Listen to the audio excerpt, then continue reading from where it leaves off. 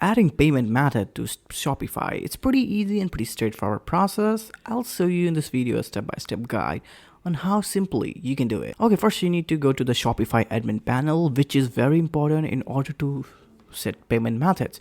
You have to go to setting, then go to the payment option. If you haven't set up a credit card payment provider on an account, then you can click on complete account setup in the Shopify payment section. If you have already set up a different credit card payment provider, click on activate Shopify payment in the payment box, and this will remove any other credit card payment provider from your account.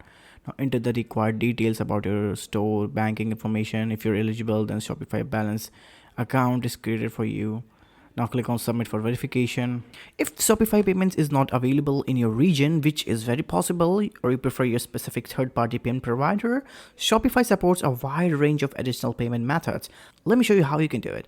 From Shopify admin panel, you have to go to setting and payment option. As you can see simply on the screen, in the supported payment methods, click on the section of click add payment method and search your payment method or provider.